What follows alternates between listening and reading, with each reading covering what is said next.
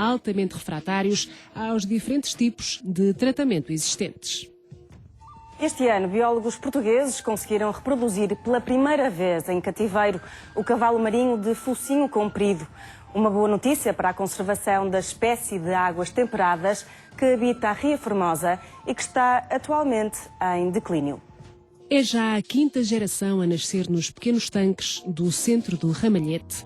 Ao fim de 2 anos de experiências e afinações, os cavalos marinhos de focinho comprido exibem o comportamento normal de reprodução em ambiente controlado. Temos neste momento cerca de 700 animais aqui na sala. Os animais são mais ou menos distribuídos consoante a sua idade. Numa primeira fase são colocados nestes tanques aqui. Tem uma alimentação que é dirigida consoante o seu tamanho. Neste caso estão a ser alimentados com copéptidos, que são um zooplâncton que ocorre naturalmente na ria. Depois, à medida que vão crescendo, vão sendo colocados em tanques maiores. Estes animais que estão aqui, os de cima têm poucos dias, os de baixo têm entre 1 e 2 semanas.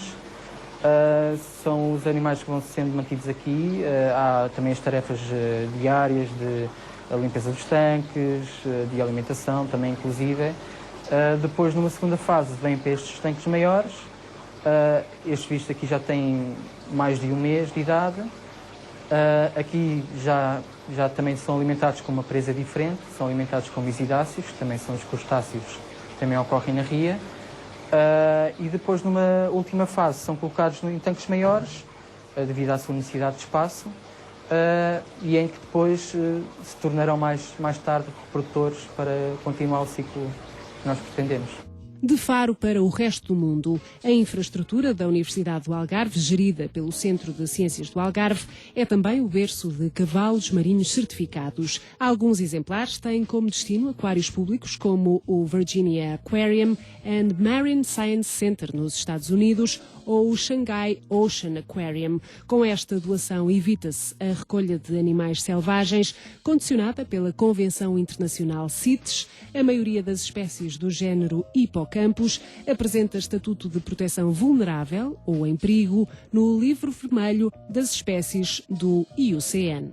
Uma das técnicas que nós conseguimos desenvolver foi a técnica da fotoidentificação, que foi um bocadinho substituir uma técnica que era bastante invasiva e que era usada ultimamente para a identificação de cada indivíduo desta espécie de cavalos marinhos. O que nós fizemos foi tirar uma fotografia em cada indivíduo e, com o padrão de pintas, conseguir identificar cada indivíduo. Ou seja, este padrão de pintas funciona mais ou menos como uma impressão digital para o humano e permite que cada um destes indivíduos seja identificado em estudos, principalmente de captura e recaptura, principalmente para saber qual é a abundância desta espécie no selvagem. Em cativeiro, os jovens e os adultos são a principal ferramenta de 3 linhas de investigação que têm como objetivo repor a população de Hippocampus gutulatus na Ria Formosa. Há uma década, a zona úmida foi identificada como um dos ecossistemas mais importantes para o cavalo marinho, mas entre 2001 e 2005, as densidades elevadas do peixe ósseo deram lugar a um declínio acentuado, na ordem dos 94%.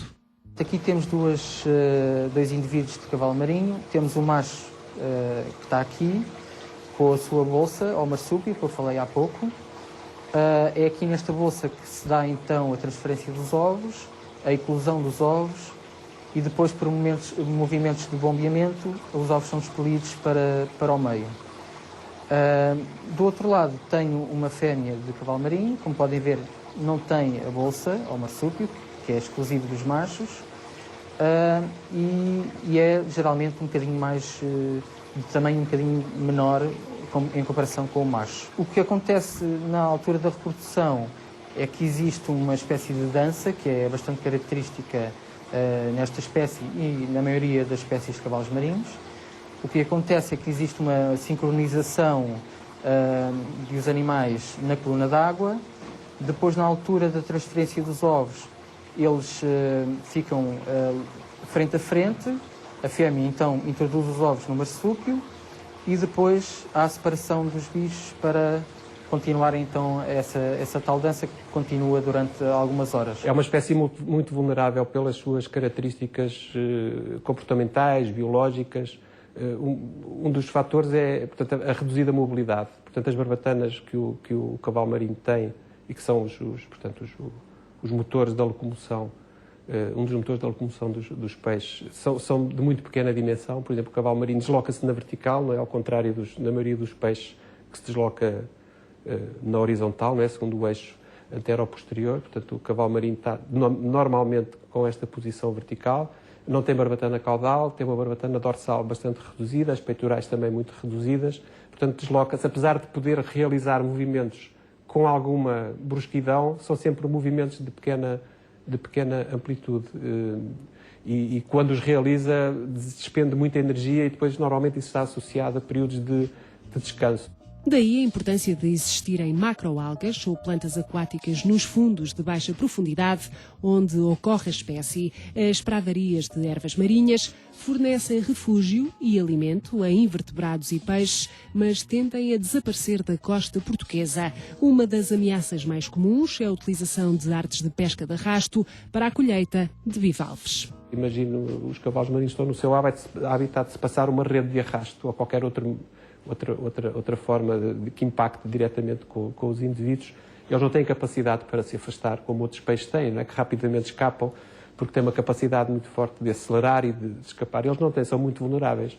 Por isso precisam dos tais habitats que lhes confiram, por um lado, proteção e também que forneçam estruturas onde eles se possam fixar, porque eles têm a cauda, que normalmente aparece assim com aquele formato enrolado, é chamada cauda periência, porque tem a capacidade de se enrolar em torno de estruturas fixas, e é com isso que eles conseguem permanecer no mesmo local. Conseguimos determinar em algumas zonas é que ocorreu alterações naturais, sobretudo nas zonas ao pé das barras, em que houve um grande assoreamento.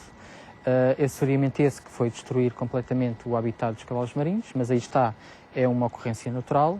E também zonas em que há bastante impacto da ação humana, zonas em que há a ancoragem dos veleiros, sobretudo no verão, e os veleiros ocorrem em grandes densidades, portanto as âncoras vão destruir completamente o habitat dos cavalos marinhos. E por outro lado também existem ações como dragagens, que são pontuais, mas que pretendem manter os canais de navegação, que também podem ser causadoras da destruição do habitat. O ruído é uma das componentes que estamos agora a avaliar o efeito potencial que pode ter sobre os indivíduos, porque em determinadas zonas da ria, e particularmente durante os períodos do verão, o tráfego de embarcações é muito intenso e o ruído que provoca debaixo de água, e nós temos essa percepção direta porque fazemos mergulho e apercebemos de facto do ruído que causa a passagem de um barco. Nas áreas de sapal mais afetadas, o grupo de investigação desenvolve medidas de mitigação que permitam a recuperação do biótopo. A monitorização mensal registra a resposta da comunidade de cavalos marinhos às ações implementadas. Foi tentar elaborar o que nós chamamos unidades artificiais de abrigo, que são, no fundo, pequenos recifes, ou unidades recifais, em que se repliquem as condições que nós sabemos que naturalmente são propícias para que os indivíduos tenham boas condições de fixação e de camuflagem. No fundo, são redes com 2 metros de lado, portanto 4 metros quadrados de área, em que nós identificamos as estruturas que são, no fundo, os pedaços de cabo em nylon com determinado comprimento e um determinado diâmetro e uma determinada densidade, que serão propícias ou que fornecerão as melhores condições para os cavalos marinhos se fixarem. Temos, neste momento, 4 zonas onde essas unidades, esses pequenos recifes estão implantados e, de facto, eles apresentaram um grande sucesso, né? Porque imediatamente, logo no mês a seguir à sua colocação, nós começámos a detectar indivíduos a colonizar essas estruturas e, no máximo, porque também nos estamos a perceber que a variação é sazonal, a abundância varia sazonalmente e agora está a diminuir um pouco, mas no máximo da densidade nós chegámos a ter 13 indivíduos por metro quadrado, que é uma densidade elevadíssima, muito mais elevada do que as maiores densidades que foram detectadas em estudos anteriores no meio natural. Em laboratório fazem-se testes de biologia molecular para apurar se a redução do número de hipocampos gutulatos interfere na variabilidade genética da população. Testes de DNA revelam que a comunidade está saudável e que existe possibilidade de recuperar. Outras ações passam naturalmente pela educação ambiental, porque nós sabemos que há muita gente que gosta de ter o cavalo marinho seco em casa e invernizado, e se nós andarmos por aí vemos que não são assim tão raras as situações em que aparecem esses exemplares. Haver uma educação também a nível dos pescadores, portanto nós já temos desenvolvido essa ação em Olhão, portanto, e sempre que há pescadores que nas suas redes encontrem os cavalos marinhos, nós tentamos ir lá, quanto mais não seja, para os trazer e depois tentar devolvê-los ao meio natural. Outro fator importante para se considerar o estudo dos cavalos marinhos na Ria Formosa é que eles possam ser apresentados como um emblema que possa alertar a população em geral e as entidades responsáveis, que são diversas. Atualmente são conhecidas 48 espécies de cavalos marinhos. Presente na mitologia grega, como filho de Poseidon, este animal carismático surge frequentemente associado ao mundo da fantasia e é tido como amuleto. Sorte que também tem acompanhado os conservacionistas. No entanto, recorde-se que a reprodução em cativeiro é um último recurso. Este peixe tão particular é um indicador do estado dos ecossistemas marinhos, sinal de que é urgente fazer um uso sustentável dos oceanos. Se só agora chegou à nossa companhia, saiba que conhecemos projetos de